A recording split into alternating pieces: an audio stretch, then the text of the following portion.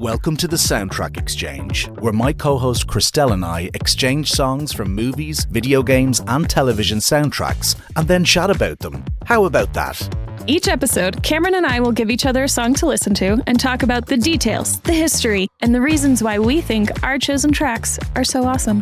So buckle up and let's get exchanging. Christelle, how are you? What's the story? The story is that I'm okay. What's the story of the town? What do the small folks say? Do they appreciate your reign? I am beloved. Yes, I think you are. That's what I'm hearing anyway. Yeah, I should be asking you. What are you hearing? What are the murmurs? Many people would usurp my throne. Yeah. Makes sense. And have me taken out onto the streets and stoned. Stoned or But I'm here for a good time, not a long time. Have your arms and legs pulled? On the X? Oh, pulled. The X is a little kinky. Yeah, I saw that in people Deadpool do that Wolverine. for fun. Yeah. Sure, people could pay me for that. Anyway. Cameron, how are you making your money these days? Just getting strapped up. Don't need to say any more. I will say one thing that I am endlessly thankful for is that I was born in the right time period. Me and you both, yes. Because I just don't know. I'm going to be honest. I don't know if I have what it takes to survive in that medieval time period. I don't know if I have what it takes to survive that. There's the memes out there that says if I was born in the 1600s, I'd be burned at the stake. Like that. There'd be no podcasts. There'd be no allowing your personality to flourish and finding your true identity. You'd be conforming to whatever kept you alive. No. And maybe rich. But on the plus side, I wouldn't have to work. Well, are you born into a high-born family? Are you wealthy? Born to frolic, forced to work, Yeah. You'd be etching that into plates of armor and selling them at medieval festivals, medieval merch. If I had to think about it, Yeah. Carving it into leather. Only two pieces of leather. Bits of gold. If I don't think I would be a highborn. I think my dad, my family I would come from a long line of clergymen. Okay, yeah. And I don't think we would be particularly wealthy. I'd come from a lineage of bards. I'd be a bard, I think. Wow, yeah. My dad's name is Brendan Laird, which you can actually make up the word bard out of. So, enough said in that regard. And secondly, he's an actor, so. Actually, you know what? I'm taking that back. Well, you can't. I can't. Either clergymen or lawmen. So my maiden name is De Vet. Mm-hmm. And in South Africa, that means the law. Cool. So if we're going based on last name career meanings, Smith. Yes. It would be yeah. Smiths, then we would go with that. I would. That's cool. The law. Cameron, what are you watching these days? TV shows? Yeah, sure. Nothing new and exciting. There's a new season of Slow Horses out, which I'm excited to consume. Are you familiar with Slow Horses? I'm unfamiliar with Slow Horses. Tell me about it. It's a show on Apple TV, based in London. The lead character is Gary Oldman. Love Gary Oldman. Yeah, Gary's a bit of a beast. Old Sirius Black. Yes. / Commissioner Gordon. Yes, both. And he was also very good in Leon the Professional. He's a younger man. I don't know that one. It stars very young Natalie Portman, who befriends a professional assassin. Anyway. Same thing, kind of. Yeah. He doesn't give off serial killer vibes. Assassins are just serial killers that get paid. Yeah, and kind of more chill. They're kind of more cool, chill up there. Honestly. And reliable. I think serial killers are more kind of... And classy. Oh, don't know what they're going to do. Yeah. Zany. All up in the air. But yeah, I'm looking forward to watching that. And it's set in London and it's the 4th season. And there's a great cast. And Me and my girlfriend started watching Chaos. She kept on with it. I didn't really enjoy it. But Remus Lupin is in that. Yes, I would really like to watch. That's the Netflix, yeah? Yeah, it's about the Earth with the Greek gods. I love a good Greek god retelling. A good one. Mythology. Yep. That's my Roman Empire, is like Greek mythology. It's way more interesting and kind obviously influenced everything in the Roman Empire as well, because there's just Greek equivalents for all of the Roman stuff. Yeah. Jeff Goldblum's in it. He's pretty awesome. Love Jeff. Love the bloom. Don't see enough of the bloom. In the show or just in general? No, in general. I could have more bloom in general. You know, I just watch Jurassic Park over and over and over again, specifically when he's laying on the truck with his shirt open on his side. He's injured, but put that on a cake, you know? Glorious looking man in the heyday. Still rocking it. Still looking very well. Very cool. Yes. Don't know one thing he's in aside from Chaos and Jurassic Park. Couldn't tell you off the top of my head at all. I just know who he is. Thor Ragnarok. Oh, yeah. I didn't see that. Cameron. Yeah, I'm a stupid person. Camster. No, that one, I think, is one of my tops of Marvel movies. Very funny. Taika Waititi. Yeah. Very funny. He messed up the last one, though, didn't he? They tried too hard. Yeah. It was like too funny that it wasn't funny. Yeah. You know? Which is a huge bummer. I wonder if he had as much control for 4 as he did for 3. Thor 4.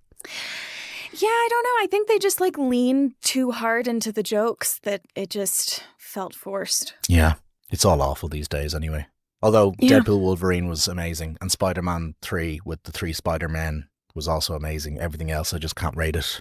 We've had this conversation before. I have thoughts and feelings, but we're straying away from the theme of today. We've strayed away a good bit. Shall I introduce the theme? And that's okay. Please do. You go ahead, because I've talked over you twice now. Could you just be... Shut that mouth of yours. Just shut that trumpet up. Speaking of trumpets. They feature in today's 2 tunes. Indeed. We have decided that each episode is going to have a bit of a theme. You know, like we could choose recommendations for each other just based on anything. Absolute chaos. Or we can like be organized a little bit and have a little fun with it. We're finding our feet. We're finding our feet. We're going to find a balance between organized and zany. By the way, we are both podcast producers for a living, but we're finding our feet. We're testing things. This is my first podcast that I've ever done. So, yeah. That like I have ever done, you know? Maybe we shouldn't say that. No, they're coming along. They're coming along for the ride. They know we're phonies now, so we should just go with it. Well, we believe it, so they should too. It's all that matters. It's all that matters. It's fine. We're just going to lean into it. Today's theme, TV drama. More specifically, title sequences. TV drama opening intro music sequences that are both about the US presidential teams. Just political system. Yeah. Yeah. Yeah. I had sent, I had my recommendation for Cameron was something completely different. And then he sent me the House of Cards intro. Mm-hmm. And I was like, you know what would be like a really fun theme is if I sent him West Wing. Yeah. Because it's also very political, but very different. Very different. Very different in tone. Theme tunes, but everything, but theme tunes especially as well. I have never seen House of Cards. I've never seen The West Wing, So it works. Yeah, which was what you recommended me. You know, I think it's okay. There's time. I maybe will watch House of Cards. You maybe will watch West Wing. Maybe. If you're feeling particularly curious about how the West Wing runs. How the West Wing works. Zero idea how accurate it is. Because I myself have never worked in the West Wing, so I couldn't tell you if it's me neither. Accurate or not. But shall we start with yes, one of I them? mean, I don't mind who goes first. I've lots to say. More about kind of the comparisons of the two. I'd love to get into the composers and how they both represent the TV shows. And I understand how the House of Cards one represents the show, even though you've never watched it, and then vice versa as well. Yes. Yeah, I made some notes when I was listening to it. You did send me the 10-minute long version, which I'm just going to be Which honest. you listened to it entirely. Oh, no. Was You didn't? too long. Oh, okay. It was too long. I didn't know there was one. Is it just that looped over and over again? I could not tell you because I did not listen to the whole thing. So instead, I searched House of Cards title sequence or title sequence. I don't think that's the right word, but title music. I'd say theme music. Whatever. Intro theme music. Whatever. And I found the actual one, and so I listened to it. And it's really interesting. I mean, having not watched the show at all, I have a general idea what it's about. And I also went on to Wikipedia to learn a little bit more. Having not watched it, this is one of those themes that I could tell you, I know what this show is about. Yeah. I think there is that trumpet line, which feels very American and very, yes. But then there's that underlying kind of theme that feels very sneaky and espionage-y. That I can tell that the show is dramatic and mysterious and kind of dark, not very positive, but they deal in themes of intrigue and sabotage and stuff like that. Which you can tell me if that is correct. I think it is because I don't know. Oh, you're spot on, and I think it's all very much in the theme music. It's very much sneaky. Not to spoil anything, but it's about a government official who does terrible things and sneaks his way to the presidency, which I think The West Wing is more of kind of like a Grey's Anatomy style show of just the workings of the thing, and Martin Sheen's the president throughout, and I don't know if he gets dethroned or anything. He does not. Don't spoil it for me. Oh. Okay, but it's very much just kind of here's the setting and this here's is the drama what happens between the characters, where House of Cards is very much about the rise and the demise. Well that's rise and fall. They're not, it's just kind of yeah. He's not in the last season because it was around the time he got cancelled. Yes, rightfully so, we should add. Yes. Yeah. Yes. That definitely earned. It just is, I guess I've never really thought about how accurate TV theme music can be. But you hit the nail on the head, I feel. But it is, I feel that specifically with these two shows, their themes are perfect representations of the show. Because I think the House of Cards is very dark. It's very sneaky. I don't want to keep saying sneaky, but it just it's is. True, though. It is. It's sneaky, and it's actually more like Game of Thrones than West Wing. Yeah, there's a little bit of a grossness to it, whereas the West Wing theme is very patriotic, almost statuesque in a way.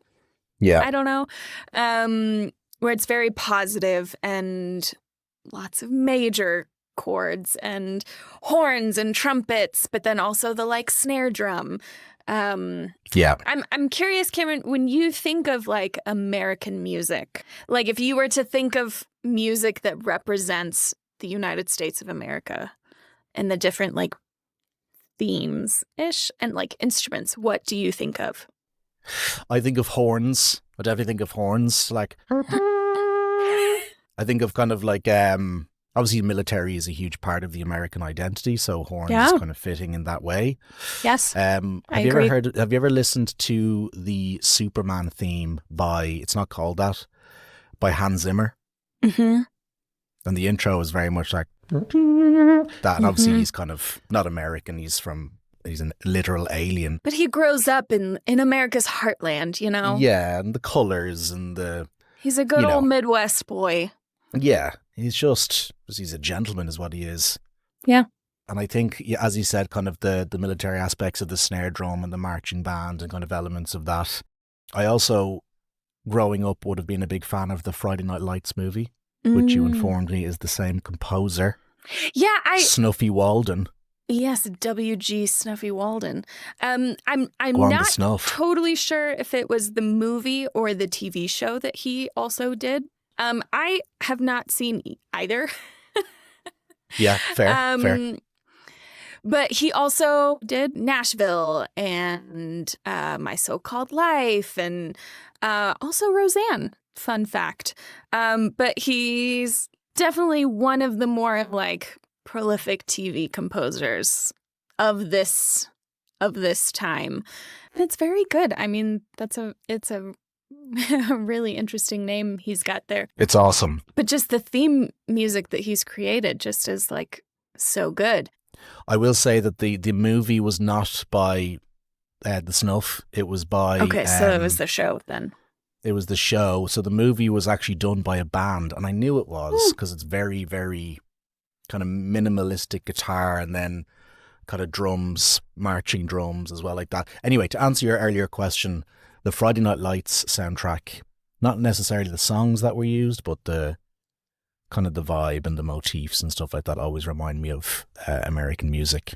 Yeah. As does the House of Cards theme in a way. Yes. But as you said, there's kind of like a wispiness to the instruments that he used, where West Wing is very strong and presidential and power, but without that like presidential, without that sneakiness. I don't know why I can't think of any word other than sneaky. The simplest way to say it is always the best way. I guess, but without that like tinge of what you see going on is different than what actually is going on. You know, like I think with West Wing, a lot of what you're seeing is what is actually happening, and that's just the kind of show it is. Which you're right, that is similar to like Grey's Anatomy. Yeah, you laughed in my face when I said that 10 minutes ago. Well, I did, because I would not have compared those two. I would not have compared those two, but it makes sense in this context of what we're talking about. Yeah. Whereas I think with House of Cards, I'm assuming it is very like what you're seeing is not what you're getting, because there's other stuff happening underneath the surface of like backstabbing and horrible things, manipulation and I don't betrayal and like quest for power, doing whatever it takes. One of the big quotes he has, the character Frank Underwood, probably my favorite character of all time, is he always goes on about ruthless pragmatism, which is a very kind of nice way of saying doing whatever it takes and not apologizing for it. And that's what they do. I would be curious to hear people's thoughts about which show they think is the most accurate depiction of American politics. Because I think I can't imagine that House of Cards is like so out of the realm of possibility in terms of like just the grossness of politics, you know? I've Googled this especially. I've looked up Reddits and stuff, and not in preparation for this interview, just very much my own obsession with House of Cards. Own free time. I don't think politics is nearly as sexy as it's made out in either show. As in, it's very much kind of, no, these people aren't as, like, don't get me wrong, American politics is probably the most interesting brand of politics, or not brand of politics, but definitely not in Ireland. Our politicians are just losers. They're just so uncool. I think it's a much kind of better. I don't know how to say this, because no one likes politicians, but I think it's a lot cooler to be an American politician high up than it would be in Ireland.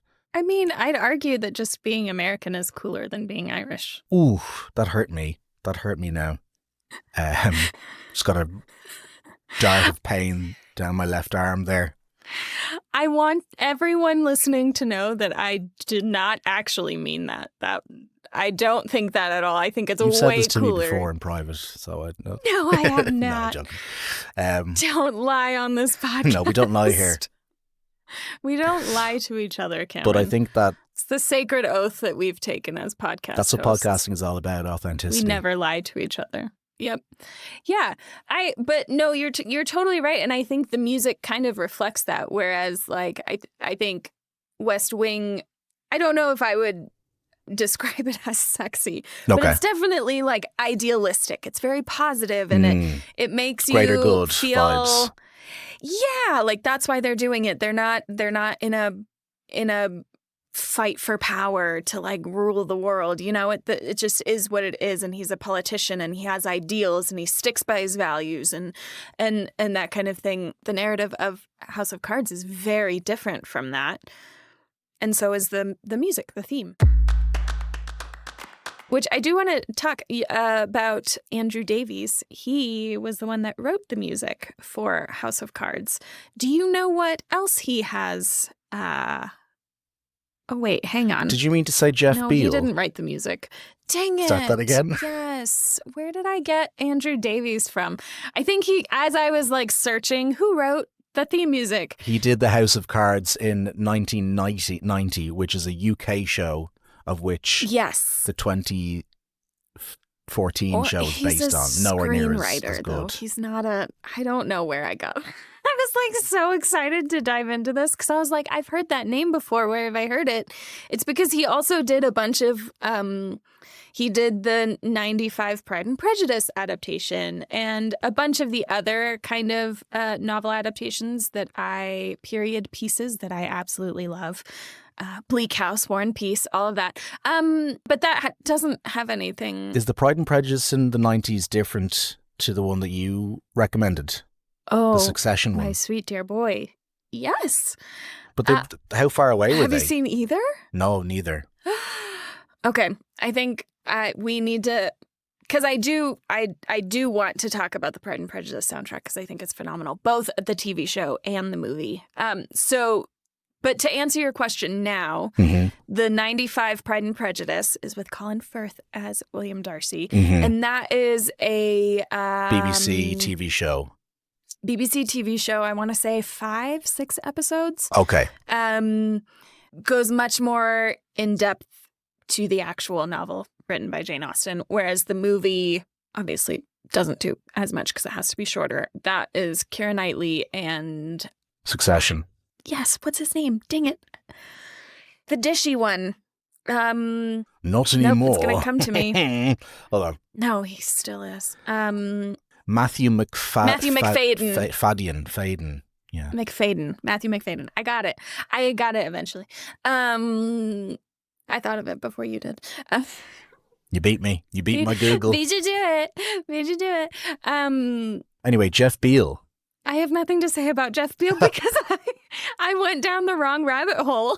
No, that's totally fine. And to be honest, the screenplay writers, this whole last part of this episode just went off the rails because no, it's totally fine. I did poor research and got confused.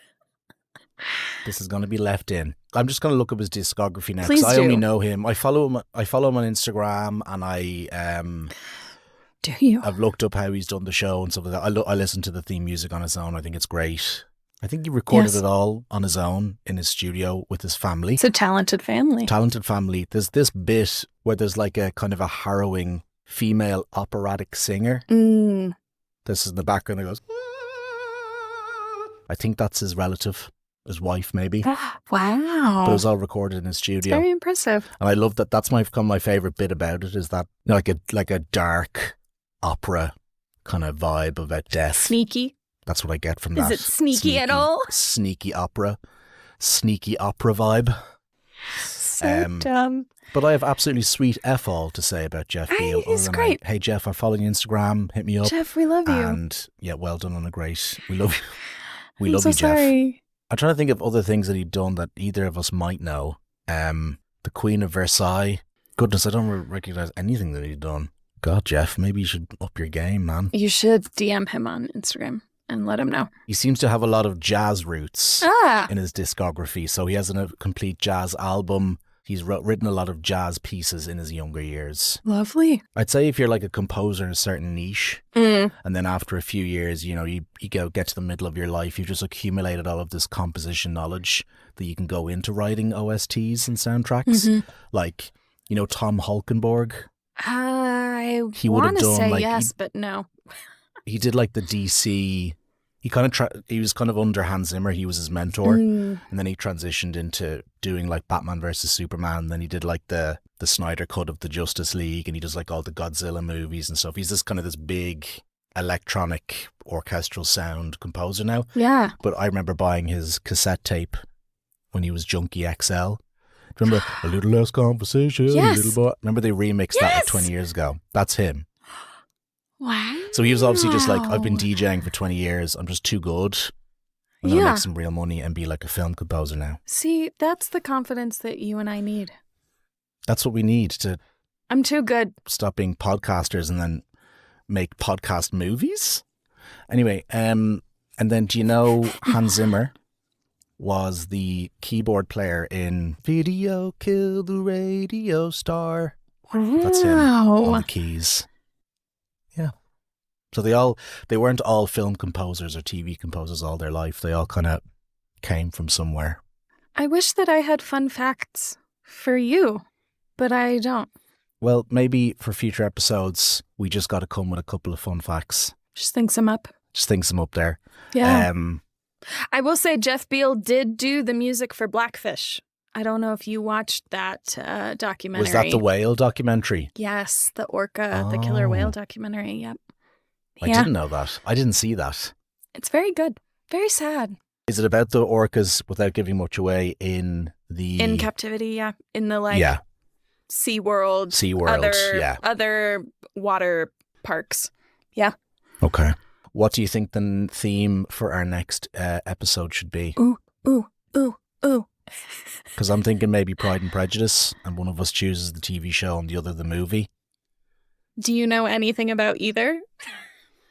No, but that would be my homework. Have you seen both? Absolutely, I've seen both. Okay. Many times. I kind of like this dynamic where we both had seen our own source material or knew the music, but we were able to talk about it. Is there something like that what we could do? I think so. Let's do Halloween. Let's do a Halloween movie. Yeah. Because it's fall now at this time, the time of this recording, it is fall. I love Halloween. Which is autumn for our European listeners. Sure. It's autumnal. Are you a scary movie guy? Do you enjoy horror movies? Like horror, like the Texas Chainsaw and the Conjuring and all that stuff. Yeah, because I feel like there's like not scary Halloween movies, and then there's like scary Halloween movies. Yeah, I wouldn't be big into like jumpy stuff or like gory stuff. Oh, I don't mind gore, but I hate scare jumps. I think maybe let's not do scary movies. Let's do like Halloween-y movies. I love that. Like the Nightmare Before Christmas, I think is valid. Even though I'm not a big fan. Oh, it's windy. Oh, don't tell me you're not a big fan. Wouldn't be a huge Before fan, Christmas? no. I'd probably. Why? No music springs to mind. I'm not as big of a Halloweener as you are. Like I wouldn't celebrate it at all. Yeah. To me, it indicates that winter is coming. Pardon the phrasing in Ireland. And like, it's just going to be really, really cold and get more cold and miserable. It signifies back to school, back to college. I don't have like... Interesting. Okay, we have to save this for the next episode. We have to save it for the next episode. So I will choose I will do a bit of digging. I'm sure there's something there. And then you tell me what I feel like this is where I'm going to shine. And if you want to, do you think you'll probably choose Nightmare Before Halloween? Because I would watch it again if so. Nightmare Before Christmas. You mean? What did I say? Nightmare Before Halloween. Oh, God. I don't know. Maybe. I think you should just watch it anyway. I will, but probably not in the next 7 days. I think what's going to be hard is picking a song because I think there's so many really good ones. It's just Halloween. That's from that, isn't it? Halloween. Yes. Yeah. I can sing that whole song without the lyrics. I know the whole thing. Go. Nah, I'm just joking. We don't do that now. But I will. I'll do it for the next one. I'll perform it for you in the next one. I would love to be able to play the songs we choose. Don't we love it now? Everyone's waiting for the next surprise. Round that corner, man, hiding in the trash. Benson, how you scream. This is how aren't you scared? Well, that's just fine. Say it once, say it twice. Anyway. Very good. What a taste. What a taste of what's to come. What a lovely little taste. You're welcome. I'd love to be able to play these songs on the show, but copyright. We wouldn't be able to monetize this. Yeah. And that's all we really want is to be able to monetize anything that we do. I'm not doing this for I'm doing this for money. I'm not doing this for the giggles. The love of it. Oh. The eventual prospect of earning. For the laughs. Yeah. Of course not. You can't eat laughs. You can't eat laughs, can you? You can't pay your rent with laughs. No. Can't wash your dishes with laughs. Okay. I have to go. Okay. I'll say talk to you later. Okay, bye. Thanks for listening to the Soundtrack Exchange. If you want to listen to the tracks discussed this week or any previously released episode, check out the playlist linked in the show notes. And if you enjoy this podcast, share it with someone you know and leave a review. Also, if you have some soundtrack themes and topics that Christelle and I should explore, feel free to email us with your suggestions. If it's chosen, we'll be sure to give you a shout out. Until next time, we out!